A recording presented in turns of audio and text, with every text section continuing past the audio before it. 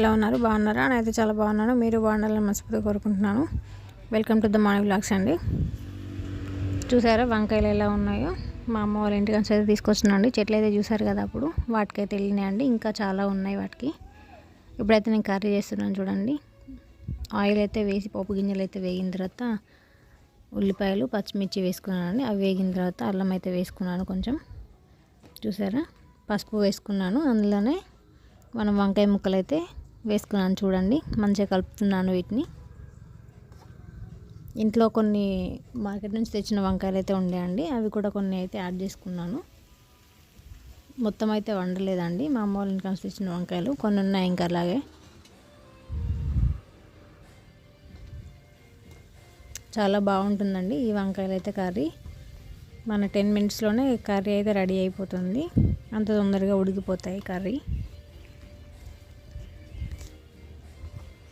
Taste అయితే చాలా బాగుంటుందండి.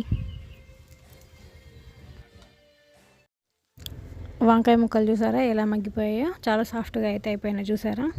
ఇలా 5 మినిట్స్లోనే తొందరగా మగ్గిపోతాయండి ఇవైతే. మనం ఫ్రెష్గా తెంపుకొని వచ్చినాం కదా వంకాయలు, మరి లేతగా ఉన్నాయండి, అందుకని అంత తొందరగా అయిపోతుంది కూర. ఇప్పుడైతే నేను ఇందులో 2 టమాటాలు అయితే వేసుకుంటున్నానండి కట్ చేసి.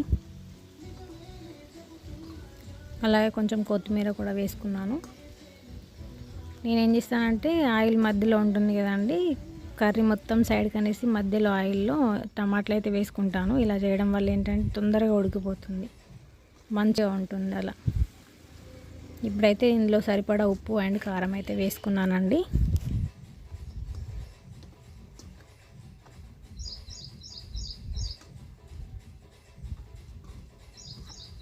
మీరు కూడా ఎప్పుడైనా టైం లేనప్పుడు ఇలా ట్రై చేయండి. మధ్యలో కూర మధ్యలో టమాటాలు అయితే వేయండి, తొందరగా ఉడికిపోతాయి. చూసారా ఎలా ఉడికిపోయినాయి మంచిగా.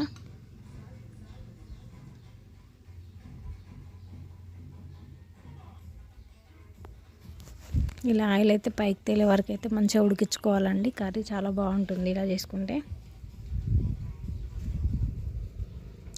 తప్పకుండా ట్రై చేయండి.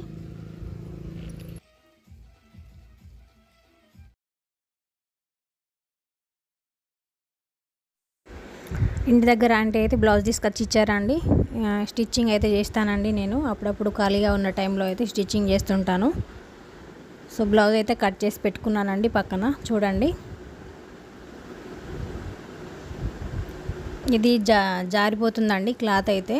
చిన్నగా వచ్చింది కొంచెం. శారీలో కొన్ని పెద్దగా వస్తాయి, కొన్ని చిన్నగా వస్తాయండి. ఈ బ్లౌజ్ పీస్ అయితే చిన్నగా వచ్చింది, బట్ అయినా కూడా కొంచెం అడ్జస్ట్ చేసి కుడుతున్నాను. కొంచెం చిన్న చిన్నగా అతుకులు అయితే వస్తాయండి, చేతులకు కానీ అలా వస్తాయి కొంచెం.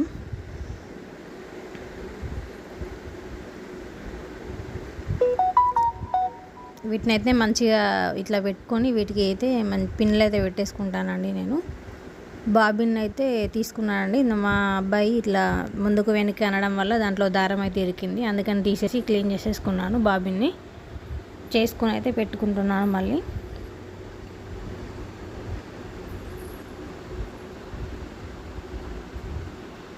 ఎప్పుడు కూడా మనకు సిల్క్ కానీ ఇలా జారిపోయే క్లాత్స్ ఉంటాయి కదండి, వాటికి ఇలా పిన్స్ అయితే పెట్టుకుంటే మనం ఈజీగా కుట్టగలుగుతామండి ఏదైనా కూడా క్లాత్లు.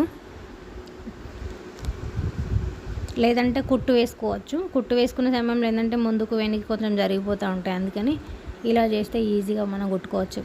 ఎలాంటి క్లాత్ అయినా కూడా కుట్టుకోవచ్చు.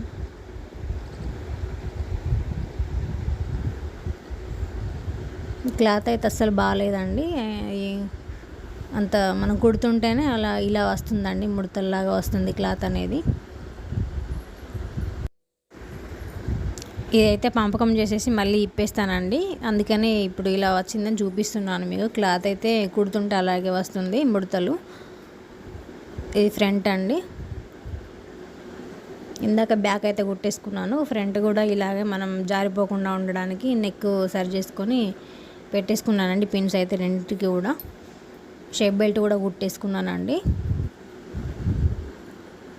ఇది హ్యాండ్స్ అండి.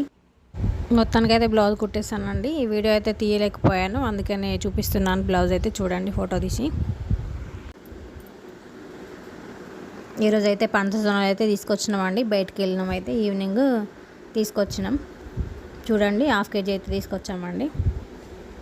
కాయల్లాగే ఉందండి. కొంచెం అంటే టేస్ట్ అయితే బాగానే ఉంది కానీ కొంచెం పైన కచ్చలాగా ఉంది, పైననే కిందనేమో కొంచెం పండులాగా ఉందండి తింటుంటే. వీటి గింజలతో అయితే కర్రీ చేసుకొని తినండి తప్పకుండా, దొరికిన వాళ్ళు. చాలా మంచిదండి హెల్త్కి అయితే, చిన్నపిల్లలకైతే ఇంకా మంచిది. వీటిని కర్రీ చేసి అయితే పెట్టండి. వీటితో మిల్క్ షేక్స్ కానీ ఇలా అన్నీ అంటే రకాల ఫుడ్ ఐటమ్స్ అయితే చేసుకొని తినచ్చండి, చాలా బాగుంటుంది. వీడియో నచ్చిందా? నచ్చితే లైక్ చేయండి, షేర్ చేయండి, సబ్స్క్రైబ్ చేసుకోండి. మీ మార్నింగ్ వ్లాగ్స్.